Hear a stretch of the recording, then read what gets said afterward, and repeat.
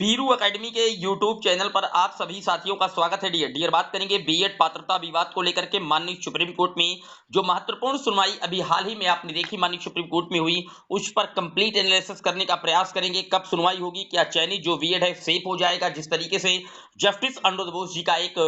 जो टिप्पणी है वो आई है, या क्या होगा पूरी तरीके से बात करेंगे। बीएड ने किस तरीके के एडवोकेटों की एक बड़ी फौज तैयार कर रखी है। मध्य प्रदेश की जो एमपी वर्ग 3 की शिक्षक भर्ती है, वहां पर जो एमपी गवर्नमेंट है वो किस तरीके से जो अपनी तैयारी है वो मजबूती के साथ करके उतरी है। पूरी तरीके से कंप्लीट बिंदुओं पर चर्चा करेंगे। लेकिन जितने लोग चैनल पर पहली बार जुड़ रहे हैं, सब्सक्राइब करके बेल आइकन प्रेस कर लीजिए। यार अभी आपने हाल ही में देखा कि 2 फरवरी 2024 को माननीय सुप्रीम कोर्ट में एक महत्वपूर्ण सुनवाई हुई थी, जहां पर मामला आप जानते हैं कि मिसलेनियस एप्लीकेशंस को लेकर के था, जहां पर मैटर जुड़ा है मध्य प्रदेश में एमपी वर्ग 3 में चयनित बीएड कैंडिडेटों को लेकर के, जहां पर इस भर्ती प्रक्रिया का जो नोटिफिकेशन है 2020 में आया था, लेकिन 2021 में उसको रिवाइज्ड किया गया नोटिफिकेशंस को, और बीएड के कैंडिडेटों को भी अलाउ कर दिया गया। लेकिन जिस गजट के अकॉर्डिंग इनको अलाउ किया गया 28 जून 2018 के गजट के अकॉर्डिंग, उस गजट को 25 नवंबर 2021 को राजस्थान की जोधपुर हाईकोर्ट ने डिस्प्यूट कर दिया। उसके बाद हुआ ये कि जब गजट वहां से डिसमिस्ड हुआ राजस्थान की जोधपुर हाईकोर्ट से,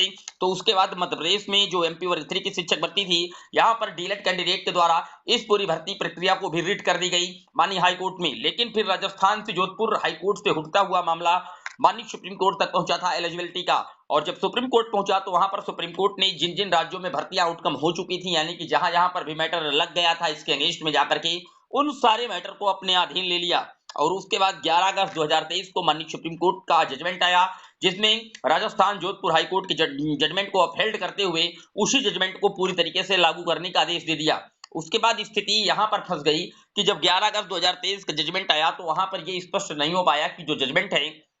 वो पहले की भर्तियों पर स्टैंड होगा, या जो आगे 11 अगस्त 2023 के आगे की भर्तियों पर स्टैंड होगा। यानी कि वहां पर ये क्लियर नहीं हो पाया कि जजमेंट जो है वो रेट्रो लागू होगा या प्रोस्पेक्टिव लागू होगा। इसको लेकर के कई याचिकाएं पहुंची, चाहे अर्णव घोष की याचिका रही हो, या आप कहें बीएड छात्र वेलफेयर एसोसिएशन की याचिकाएं रही हो, सब पर इसी तरीके की मांग की गई कि जो जजमेंट है वो पहले से लागू ना हो बल्कि 11 अगस्त 2023 से लागू हो। लेकिन सारी याचिकाएं खारिज कर दी जा चुकी माननीय सुप्रीम कोर्ट के द्वारा। फिलहाल एक जो महत्वपूर्ण याचिका है आपकी स्क्रीन पर आप देख सकते हैं, कोर्ट ऑर्डर यहां पर लगा हुआ है। यह मिसलेनियस एप्लीकेशन था, डायरी नंबर 39/800/2023। यहां पर मामले को माननीय सुप्रीम कोर्ट में 2 फरवरी को रखा गया, जहां पर बीएड को बचाने के लिए अगर बात की जाए तो एमपी की गवर्नमेंट तो साथ है ही, साथ ही साथ इतने बड़े एडवोकेट उतार दिए गए, तुषार मेहता जी, वो भी इस अब पूरे मैटर को लेकर के आ गई हैं। जब वहां उनसे पूछा गया डीएलएड की तरफ से कि आपने पहले अपना स्टैंड क्यों नहीं रखा डीएलएड के एडवोकेट की तरफ पे, तो उन्होंने कहा कि हम तब पार्टी नहीं थे और इसमें हमको यूनियन ऑफ इंडिया को पार्टी बनाया गया है, तो हम अपना जो स्टेटमेंट है रखेंगे। वहां पर कई तरीके की बातें रखी गई, और डीएलएड की तरफ से जो एडवोकेट थे उनका सिर्फ एक ही प्रयास था, इस याचिका को यहां से सिरे से खारिज करवाया जाए। लेकिन फिलहाल याचिका खारिज नहीं की गई, और कोर्ट ऑर्डर आपकी स्क्रीन पर लगा हुआ है। यहाँ पर आप देख सकते हैं इस कोर्ट ऑर्डर में जिस तरीके से मिसलेनियस एप्लीकेशंस के बारे में बात की गई, डायरी 4303/2024, यहाँ पर लिखा है this applications regarding as IA number 25/533 of 2024 in MA number 4303 of 2024 had been filed by the case of Madhya Pradesh seeking certain clarification in relation to a judgment this court delivered by this court by bench comprising one of us Aniruddha Bose and Honorable Mr. Sudhanshu Dhulia। यानी कि यहाँ पर जो मध्य प्रदेश की writ लगाई गई है, जहां पर क्लैरिफिकेशन से रिलेटेड है, यानी कि वो ये जानने का प्रयास कर रहे हैं कि जो जजमेंट है वो भूतलक्षी होगा या भूत प्रभावी होगा, यानी कि भविष्य के आगे लगेगा या पहले लगेगा, यानी कि रेट्रो होगा या प्रोस्पेक्टिव। इसको लेकर के याचिका लगाई गई, तो वहां पर जस्टिस अनिरुद्ध बोस जी की बेंच पर मैटर सुना गया था 2 फरवरी को। लेकिन जस्टिस अनिरुद्ध बोस जी ने ये कह दिया कि हमारा जो जजमेंट है निश्चित तौर पर 28 जून 2018 का जो गजट आया है 11 अगस्त 2023 का जजमेंट, वो possibly the judgement in silent in the case of appointment is done, यानी कि जो अपॉइंटमेंट डन हो गए हैं, जहां पर भर्तियां कंप्लीट हो गई हैं, वहां पर जो हमारा 11 अगस्त 2023 का जजमेंट है वो साइलेंट हो रहा है। आप यहां पर देख सकते हैं, ये जस्टिस अनिरुद्ध बोस जी की बातें हैं। अब यहां से कई सारे जो अभ्यर्थी हैं वो ये कह रहे हैं कि बीएड अब जीत चुका है, लेकिन फिलहाल इस पूरे मैटर को जस्टिस अनिरुद्ध बोस जी ने एप्रोप्रिएट बेंच को ट्रांसफर किया है। और एप्रोप्रिएट बेंच आप जानते हैं इसकी जो पेरेंट बेंच है जस्टिस सुधांशु धूलिया और अनिरुद्ध बोस जी के बेंच पर। अनिरुद्ध बोस जी ने ये कहा कि इस जजमेंट के जो ऑथर हैं वो जस्टिस सुधांशु धूलिया जी हैं, इसलिए हम इस पूरे मैटर को उनके पास रेफर करते हैं और वहीं से जो इनका निपटारा है वो हो पाएगा। लेकिन अनिरुद्ध बोस जी के द्वारा जो एक लाइन कही गई कि जो पहले की भर्तियां कंप्लीट हो चुकी हैं,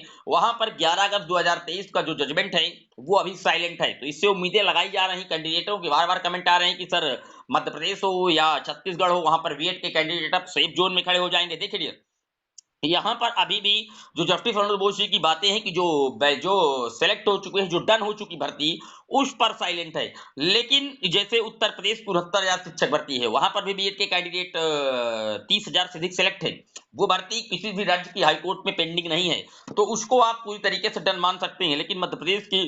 जो वर्ग 3 की ये शिक्षक भर्ती है डियर, इसका मैटर ऑलरेडी माननीय जबलपुर हाईकोर्ट में विचाराधीन है और साथ ही साथ सुप्रीम कोर्ट में एक आईए दाखिल की जा चुकी थी इसके अकॉर्डिंग। तो इस पर निर्णय अभी से कह पाना कि पूरी तरीके से ये सेफ है, ये थोड़ी जल्दबाजी होगी, क्योंकि फिलहाल माननीय सुप्रीम कोर्ट के द्वारा 19 फरवरी 2024 की जो कंप्यूटर जनरेटेड डेट है वो दिखाने लगा है और वहां पर स्पेशल सुनवाई स्पेशल बेंच के माध्यम से इसकी की जाएगी। वहीं पर आप देख सकते हैं इस तरीके की कई जो न्यूज़ें हैं वो आर्टिकल तेजी के साथ वायरल हो रही हैं और इन सब में एक ही बात का हवाला दिया जा रहा है कि जो बीएड के कैंडिडेट चयनित हो चुके हैं वो पूरी तरीके से सेफ हो जाएंगे। ये आप देख सकते हैं 2 फरवरी 2024 का ही एक आर्टिकल है जहां पर लिखा हुआ है कि भूतलक्षी कानून बना करके नहीं छीन सकते हम अधिकार। दरअसल ये इलाहाबाद हाईकोर्ट का आदेश है कि कोई भी जो कानून है भूतलक्षी कानून बना करके छीन नहीं सकते अधिकार, यानी कि 11 अगस्त 2023 को जब जजमेंट आया तो हम उसके आगे से लागू कर सकते हैं,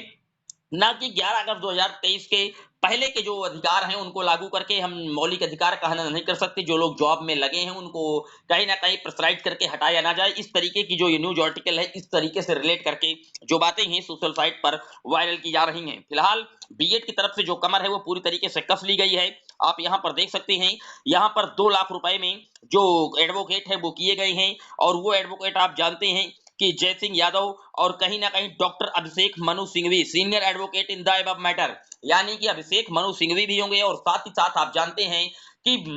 सॉलिसिटर जो जनरल है भारत के तुषार मेहता जी, वो इस केस पर जो अपनी नजर है लगाएंगे और दोनों लोग मिल करके अब जो मैटर है मध्य प्रदेश में एमपी वर्ग 3 के चयनित को लेकर के वो रखेंगे, क्योंकि आप जानते हैं ऑलरेडी मध्य प्रदेश का जो मैटर है एमपी वर्ग 3 का वो जबलपुर हाईकोर्ट में भी पेंडिंग है। ये सारी बातें डीलर की तरफ से एडवोकेट है मीनाक्षी अरोड़ा मैम ने पिछले सुनवाई में रखी थी, लेकिन फिलहाल तुषार मेहता जी ने यह कहा था कि जो सुप्रीम कोर्ट डिसाइड कर देगा तो उसी को ऑलरेडी हाई कोर्टों को मानना होती है, तो इसलिए सुप्रीम कोर्ट इसको ऑलरेडी डिसाइड कर देगा, देन